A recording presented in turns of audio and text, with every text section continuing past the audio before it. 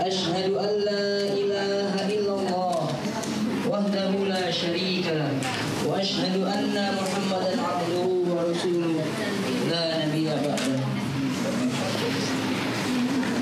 Ditempel di kocek, tempel Di sini. Wah, malah nggak itu loh. Harus hati-hati. Sini jadinya.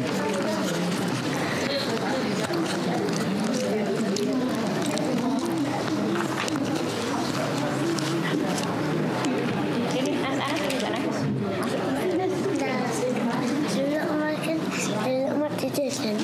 أعوذ بالله من الشيطان الرجيم. بسم الله الرحمن الرحيم. Kita baca sama-sama ya Bu surat Al-Balad sebelum kita memulai kajian kita pada hari ini. Semoga bacaan kita mendapatkan pahala dan berkah dari Allah Subhanahu wa taala. A'udzu billahi minasyaitonir rajim. Bismillahirrahmanirrahim. La uqsimu bihadzal balad wa anta hillum bihadzal balad wa walidin wa ma walad laqad khalaqnal insana fi kabad ayahsabu an lan yaqdir alayhi ahad yaqulu ahlaktu malan lubada ayahsabu an lam yarahu ahad alam naj'al lahu 'ainain wa lisanan wa syafatain wa hadainahu najdain falaqtahamal aqabah wa ma adraka mal aqabah fakku raqabah aw it'amun fi yawmin dhi masghubah yatiman dha maqrabah aw miskinan dha matrabah summa kana minal ladzina amanu wa tawasaw bis sabri wa tawasaw bil marhamah ulaika ashabul maimanah walladzina kafaru bi ayatina hum ashabul mash'amah alaihim narum muqsadah. Alhamdulillah pada hari ini kita kembali dipertemukan oleh Allah dalam cuaca yang cukup sejuk ya Bu. Alhamdulillah juga setelah lama hujan jarang turun, beberapa minggu belakangan ini hujan sering sekali turun. Mudah-mudahan turunnya hujan itu membawa rahmat bagi kita semua ya Bu. Baik. Kita lanjutkan kajian kita yang sudah terhenti kurang lebih selama 1 bulan. Saya mohon maaf karena kesibukan dunia menyibukkan saya dan menjadi halangan bagi saya untuk hadir di tengah-tengah ibu-ibu sekalian. Tapi mudah-mudahan ada pengganti yang bisa menggantikan saya dan insya Allah kemarin juga sudah ada. Baik, kita lanjutkan sampai ayat yang keberapa Ibu? 16. Sekarang 17. Baik Bu. Boleh saya minta bantu dibacakan ayatnya yang nomor 17 Bu? Boleh? Silakan Bu.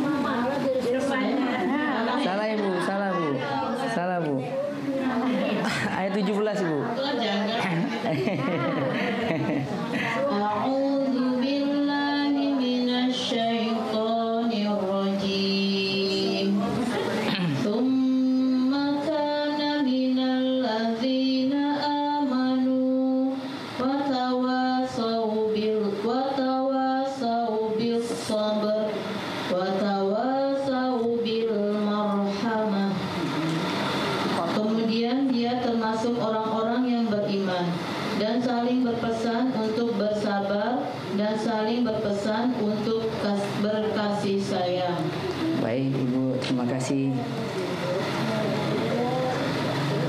Masih ingat apa yang udah dijelaskan di ayat ke-16 kemarin dan beberapa ayat sebelumnya? Masih ya tentunya ya. Gimana Ibu? Jalan yang berat ya.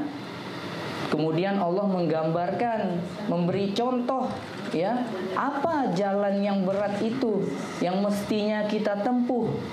Di antaranya adalah membebaskan perbudakan.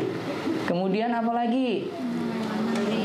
Memberi makan pada saat terjadi kelaparan atau paceklik. Kemudian anak yatim,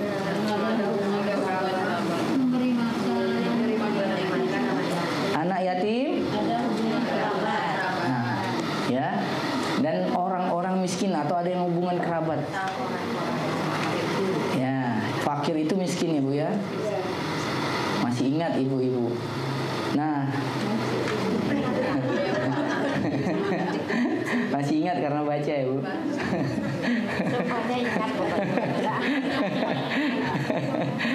Tapi nggak apa-apa Bu, kita maklum karena kesibukan Ibu ya. Banyak anak, banyak kesibukan. Apalagi udah berapa bulan yang lalu, jadi lupa. Ya wajar saja. Makanya kita ingatkan kembali, kita refresh. Sebelum kita maju ke ayat yang sebelumnya, kita refresh kembali supaya ingat ya Bu ya. Baik. Nah, di ayat itu ya, semua yang dinyatakan Allah itu tidak lain dan tidak bukan ya, semuanya itu kegiatan sosial Ibu. Betul tidak? Ya, membebaskan budak artinya mengembalikan manusia pada kehormatannya. Ibunya, Ibu ya, yang tadinya direndahkan atau disepelekan atau dipinggirkan, maka dikembalikan keadaannya seperti manusia yang pada umumnya, artinya kehormatannya dikembalikan. Itu adalah kegiatan sosial juga, butuh dana juga, Ibu. Kemudian yang tadi juga memberi makan pada saat musim paceklik, ya, memberi makan di saat susah, dalam keadaan susah, dalam keadaan semuanya memerlukan makanan, itu bukan pekerjaan yang ringan, itu pekerjaan yang berat, Ibu. Dan ini hanya bisa dilakukan oleh orang-orang yang luar biasa. Ya. Kemudian memperhatikan atau menjaga atau memberi makan anak yatim dan orang-orang miskin. Ya.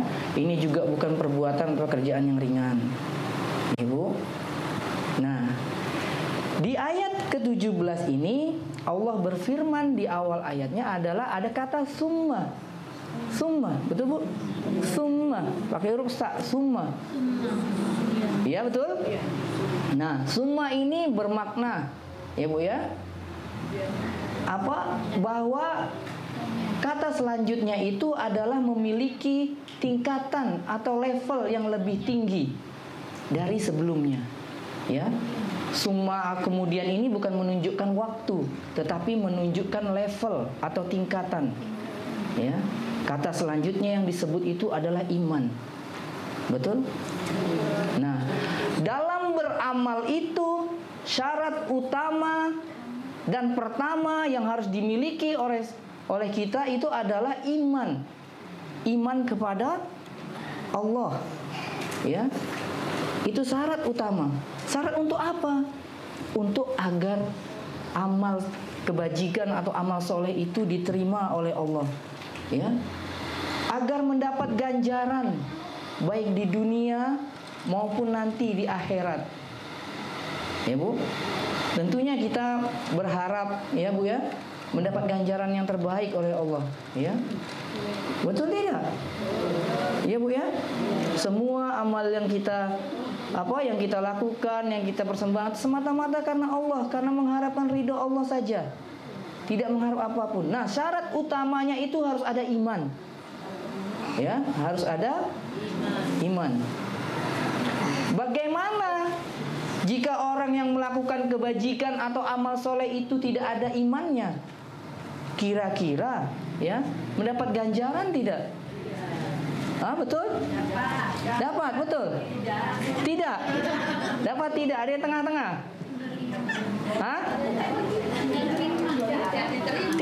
beriman? Dapat ganjaran nggak? Hah? Dapat, Bu. Dapat. Ya, Bu. Walaupun tidak beriman, mendapat ganjaran juga. Ya. Walaupun ganjaran itu hanya sebatas ganjaran di dunia, tetapi dia tidak mendapatkan ganjaran di akhirat. Ya, Bu ya. Nah, syarat supaya amal soleh atau amal kebajikan kita itu diterima oleh Allah di dunia dan di akhirat, maka harus ada iman. Iman ini bukan hanya sekedar mengucapkan kata la ilaha illallah Muhammad Rasulullah, bukan sekedar itu. Ya, kalau cuman mengucapkan itu gampang. Semua orang bisa. Tetapi melaksanakan konsekuensi daripada ucapan kita tersebut. Ya, Bu, membuktikan keimanan kita tersebut. Nah, ini merupakan sesuatu yang kadang-kadang tidak semua orang bisa melakukannya. Tidak mudah. Ya.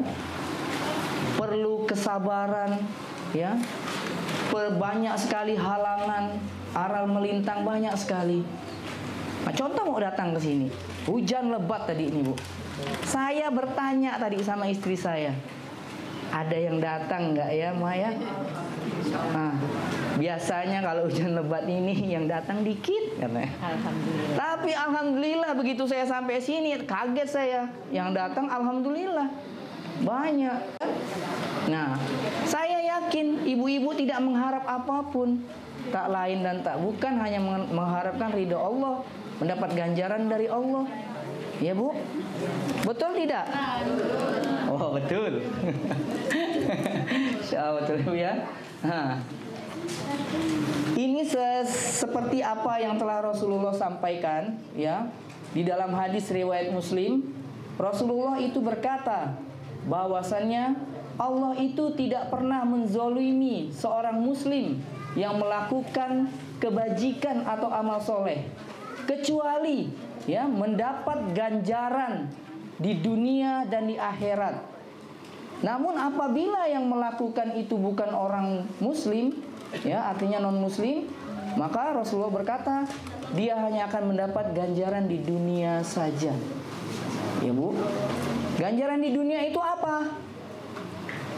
Bisa berupa kebaikan, bisa berupa rezeki yang lancar, ya Allah lancarkan. Dikasih makan, dikasih kaya. Kan banyak tuh orang non muslim yang kaya, ya, Bu ya. Nah, banyak. Nah, itu hanya mendapatkan kebaikan di dunia atau balasan atau ganjaran tuh hanya di dunia saja. Di akhirat tidak dapat. Kok gitu ya?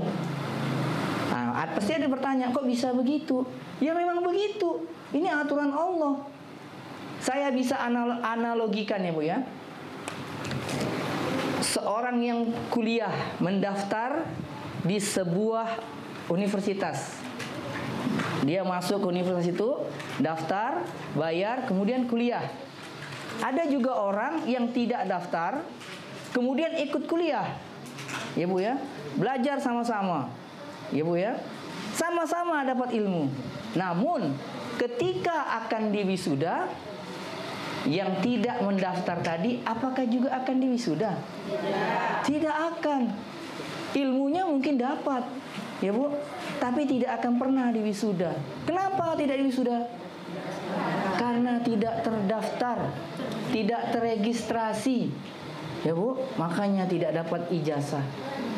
Nah, begitu juga dengan amal soleh atau amal kebajikan. Non muslim bisa melakukannya, banyak non muslim yang melakukan amal soleh, banyak, ya. Tapi untuk mendapat ganjaran di akhirat itu tidak ada fasilitasnya. Hal ini hanya khusus bagi orang yang beriman. Betapa baiknya Allah kepada orang-orang yang beriman. Ganjarannya apa, Bu? Ya surga. Ya, tidak ada ganjaran yang lain. Ganjarannya adalah surga. Surga yang tempatnya indah itu yang dilukiskan di dalam Al-Quran. Betul, Bu? Nah, baik. Nah, kemudian Apalagi ya, setelah beriman ya, dalam menempuh jalan-jalan yang berat itu, maka selanjutnya apa itu, Bu? Coba Ibu baca. Yang 13. Hah? Saling berpesan. Dan mereka orang-orang yang beriman dan saling berpesan itu adalah golongan kanan. Bukan, Bu, bukan. Berpesan dalam sabar, kesabaran. Iya kan? Iya, sabar. Sabar nak, Bu? Sabar. Nah, dalam beriman itu butuh kesabaran tidak? Bukan hanya butuh saja, tapi butuh banget. Perlu kesabaran yang sangat besar.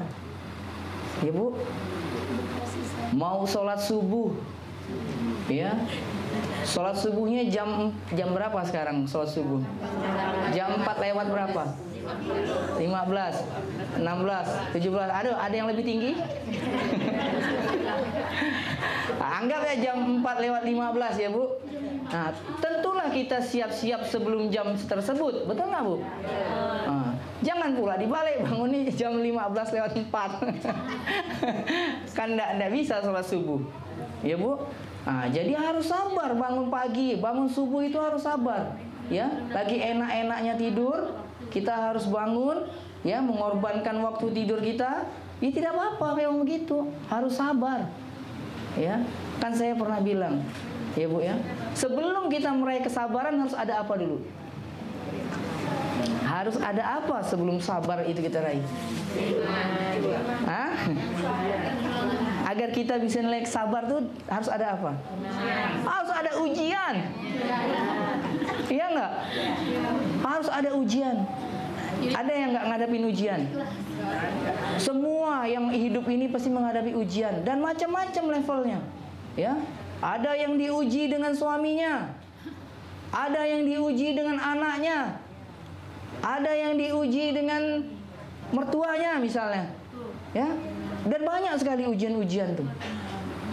Dan untuk menghadapi ujian ini dibutuhkan kesabaran, ya, Bu, ya. Sabar itu apa sih, Bu? Hah? Tanpa batas. Hah? Menahan, ya, betul. Sabar itu adalah menahan, ya. Setidaknya ada 3 makna dari kata sabar ini. Yang pertama itu adalah menahan. Yang kedua itu adalah puncak yang tertinggi. Yang ketiga itu adalah apa? Batu yang kokoh. Ya, batu yang kokoh. Ya. Jadi sabar itu adalah menahan diri untuk meraih sesuatu yang lebih baik. Betul nggak, Bu? Misalnya kita punya tetangga. Diulangi ya, Bu? Nah, itu ada yang bertanya, apa? Mungkin kecepatan ya. Kecepatan ya, minta maaf ya, Bu. Jadi saya ulangi, sabar itu mengandung setidaknya 3 makna. Yang pertama adalah menahan. Ya, yang kedua adalah puncak tertinggi. Yang ketiga adalah batu yang kokoh. Ya, Bu? Nah, memang sabar itu butuh kita menahan sesuatu. Menahan sesuatu untuk mendapat kebaikan atau sesuatu yang lebih baik. Itu namanya sabar. Ya, Bu? Halo? Iya. Nah, ketika kita sudah mampu bersabar, istiqomah dalam menahan, ya, Bu, maka puncak tertinggi akan kita raih. Apa puncak tertingginya? Yaitu surga. Tidak ada lain lagi. Apa yang tertinggi yang mau kita raih? Nggak ada. Surga. Ya. Betul nggak, Bu? Siapa yang nggak mau surga? Semua pasti mau surga. Ya. Nah, cuman untuk sabar ini, ya, gampang sekali diucapkan. Tetapi begitu, aduh, darah dan air mata, ya, ya, Bu, ya, darah dan air mata. Ya, kadang-kadang ada yang diuji dengan ekonomi, tuh, Aduh. Tapi tidak apa-apa. Ya Bu ya. Kan ujian, sabar, kemudian surga. Ya, betul Bu? Ada yang mau surga? Berarti harus ujian dulu dong. Iya nggak Bu? Nah, kalau mau surga harus ujian dulu.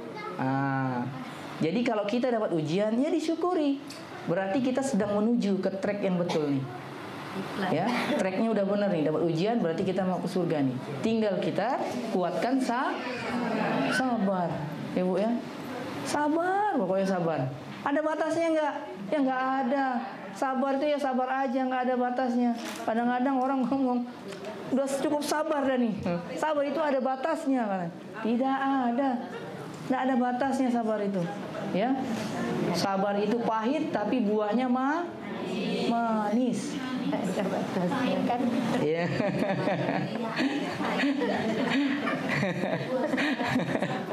Ya seperti ibu-ibu lah ya, punya anak ya, seperti ibu nih punya anak. Kadangkala anak itu bisa menjadi fitnah ya, bisa juga menjadi berkah, ujian bagi kita ya Bu ya. Nah, untuk menghadapinya butuh kesabaran ya. Anak itu tidak bisa kita terlalu kasar, tidak pula boleh terlalu lembut ya, yang sedang-sedang saja. Ada lagunya tuh ya, yang sedang-sedang saja.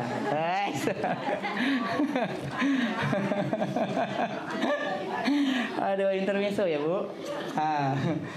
Kemudian selain bersabar, yang selanjutnya tuh di ujungnya apa Bu? Ya, saling kasih sayang. Ya, menasihati dalam kasih sayang. Ya Bu ya. Nah, gimana Bu? Batu yang kokoh. Batu yang kokoh ya Mas. Oh iya, batu yang kokoh. Ada yang bertanya. Iya, artinya kalau sudah sabar, ya Bu ya, mendapat puncak yang tertinggi, ya Bu ya. Nah, setelah kita bisa mampu menahan, maka ya Bu ya, itu akan terjadi atau akan dengan sendirinya terbentuk istiqomah. Ya. Batu yang kokoh. Konsekuen, istiqomah, ya. Jadi kita kokoh gitu. Semakin banyak sabar, maka kita akan semakin kuat. Nah, itu diibaratkannya seperti batu yang kokoh itu. Paham ya Bu? Ya, makin banyak ujian, bolehlah diistilahkan seperti itu, ya Bu ya, tahan banting, boleh, ya Bu. Makin banyak ujian, makin besar ujiannya, maka akan mengokohkan jiwa kita. Betul ya Bu? Ya, walaupun perih menahannya. Ya, perih nggak Bu? Perih ya, kelihatan dari wajahnya. Menahan perih. Nggak apa-apa Bu, nggak apa-apa. Sabar aja pokoknya ya Bu ya. Apapun bentuk ujiannya, hadapi, sabar. Ya, berarti kita sedang menuju track yang betul, yang benar, ya Bu ya. Jangan berputus asa dari rahmat Allah. Ya, sabar saja, dikuatkan, dibesarkan. Ya, itulah kehidupan di dunia nih ya Bu. Ya, macam-macam ujiannya. Ada yang cerita begini, begitu. Pokoknya macam-macam. Kita hanya cukup sabar saja menghadapi ujian ini. Ya Bu ya. Memang dunia ini tempatnya ujian. Ya Bu ya. Nah, nanti di sana kita metiknya. Ya Bu ya, metik sama-sama ya Bu. Amin. Amin, insyaallah. Mana tahu kita dikumpulkan nanti di sana bersama ya Bu ya. Amin, insyaallah. Itu harapan kita bersama ya Bu. Kemudian yang selanjutnya adalah saling menyayangi, terutama kepada yang sesama muslim. Ya Bu.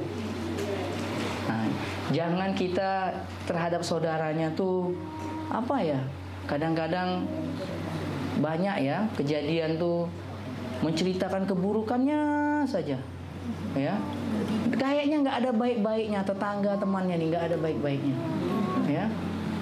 Kalau bisa aib atau kejelekan atau keburukan teman, sahabat, tetangga itu kita tutupi, ya. Jangan diceritakan ke sana kemari, ya. Barang siapa, kata Rasulullah, yang menceritakan aib saudaranya itu sama dengan memakan apa, Bu? Memakan bangkai. Ibu, sama dengan memakan bangkai. Geli dan jijik. Ibu nggak mau untuk makan bangkai sapi misalnya, nggak mau, ya. Tapi kenapa bangkai saudaranya dimakan setiap hari? Kadang-kadang banyak tuh yang kayak gitu. Bukan yang di sini ya, bukan yang di sini. Yang di sini nggak ada, saya lihat nih. Wajah-wajahnya tak ada, tak nampak nih. Nah, Ibu. Nah, saling mencintai, terutama sesama Muslim. Ibu ya. Kenapa kita harus saling mencintai sesama saudara kita Muslim, Bu? Ada yang tahu nggak, Bu? Hah? Iya betul, memang kita saudara, ya. Memang betul perintah Allah. Kalau setan nggak merintahkan itu, ya Bu ya. Betul perintah Allah, nggak salah itu, ya. Nah, karena ya Bu ya, Allah atau Rasulullah pernah bersabda, ya, di dalam sebuah hadis yang diriwayatkan oleh sahabat Mu'az, Ibu ya. Bunyi daripada hadisnya nih saya bacakan, Ibu ya. Saya bacakan dari sahabat Mu'az bin Jabal.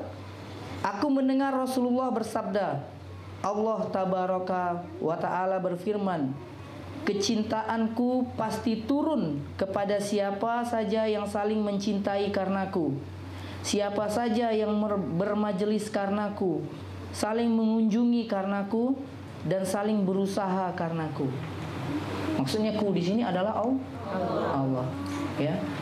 Barang siapa saling mencintai, ya, kalau memang mengharapkan cinta Allah harus mencintai sesama saudaranya, bermajelis karena Allah juga ini disebutkan. Hari ini kita duduk di sini dalam majelis yang mulia ini tak lain dan tak bukan karena Allah. Betul nggak, Bu? Bukan karena siapa-siapa, bukan karena saya, bukan karena siapapun lah, bukan karena temannya yang akan datang, bukan, tetapi karena Allah. Nah, insya Allah kecintaan Allah akan turun dan hadir kepada kita. Insya Allah, ya Bu ya. Nah, bagaimana, saya kembali lagi kepada yang tadi itu. Bagaimana nasib amal daripada orang-orang kafir tersebut, Bu? Yang sudah beramal atau beramal soleh, tetapi ya hanya mendapat kebaikan di dunia. Itu digambarkan di dalam Quran surah Ibrahim ayat 18. Coba Ibu buka Qurannya. Surah Ibrahim ayat 18.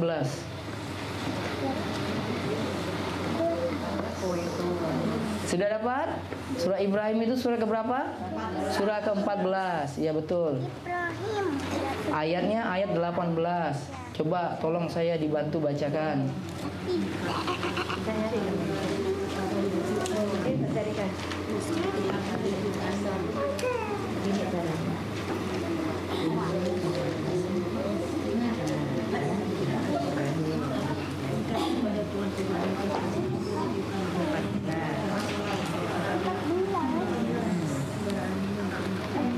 Sudah? Nah, tolong dibantu baca, Bu. Silakan. Ayat 18. Artinya boleh. Sama ayatnya juga lebih bagus. Artinya aja. Mau dapat pahalanya yang kecil aja. Dikasih kesempatan pahala besar, milih yang kecil. Nggak, Bu, bercanda ya, artinya aja nggak apa-apa. Boleh Bu, boleh. Oh iya benar, Bu. Bisa aja Ibu nih. Ayat 18 surah Ibrahim. Artinya, perumpamaan orang yang ingkar kepada Tuhannya, perbuatan mereka seperti abu yang ditutup oleh angin. Ditiup. Kan itulah dia. Grogi masih Oh, grogi. Iya. Saya keluar dulu aja, Bu. Ulang-ulang Masur.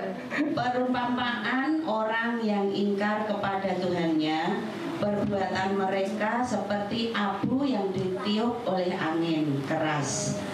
Pada suatu hari yang berangin kencang, mereka tidak puasa, mendatangkan manfaat sama sekali dari apa yang telah mereka usahakan di dunia. Yang demikian itu adalah kesesatan yang jauh. Nah, Ibu ya.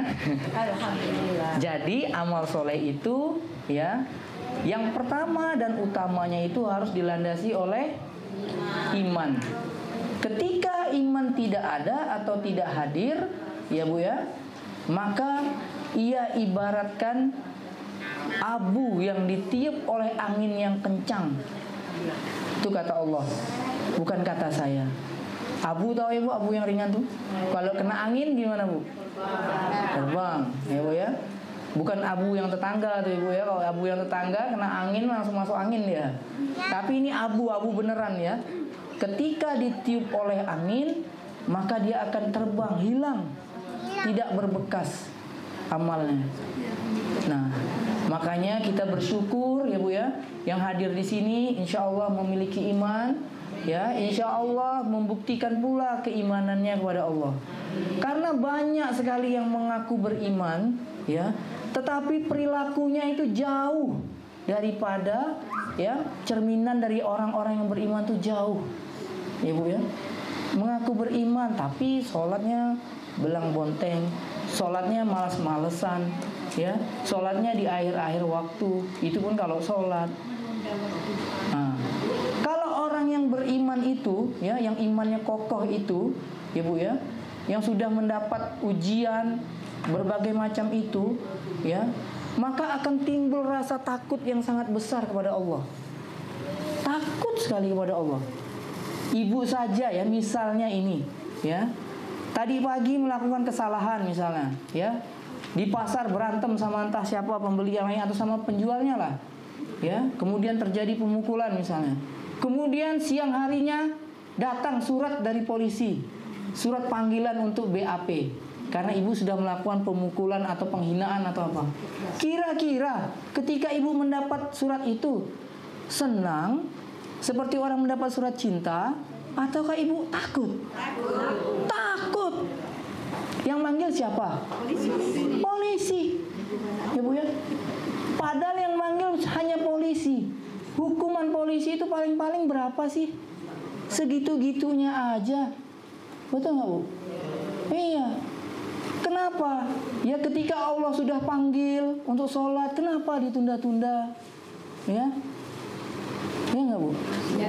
Nah, padahal ya ibu sudah tahu, sudah banyak membaca, sudah banyak hadir dalam majelis-majelis, ya, hukuman Allah yang paling ringan itu di neraka kelak, ya Bu ya, ketika kaki dicelupkan ke dalam neraka, kepalanya mendidih.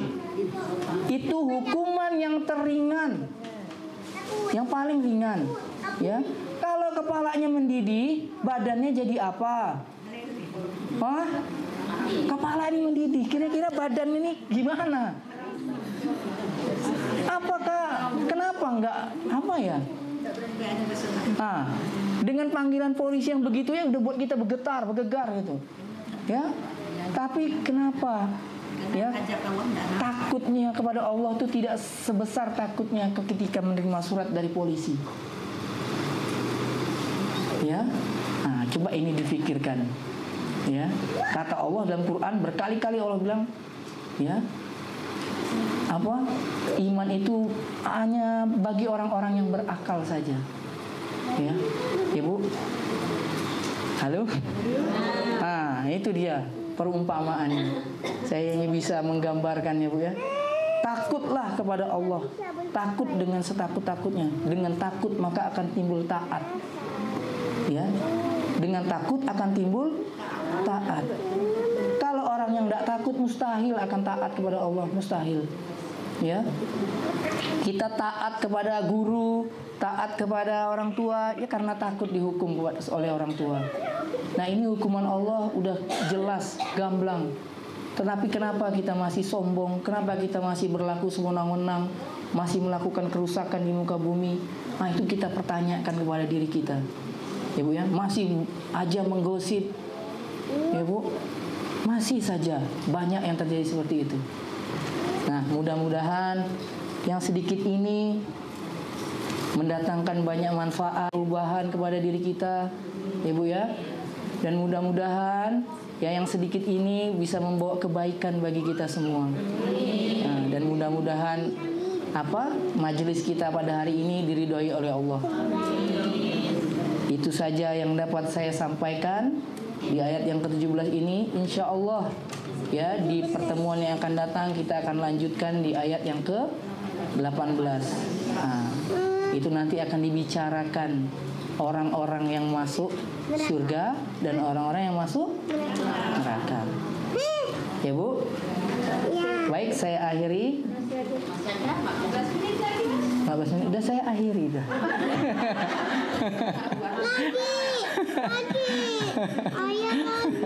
Saya akhiri ya Bu ya. Wabillahi taufiq wal hidayah. Assalamualaikum warahmatullahi wabarakatuh.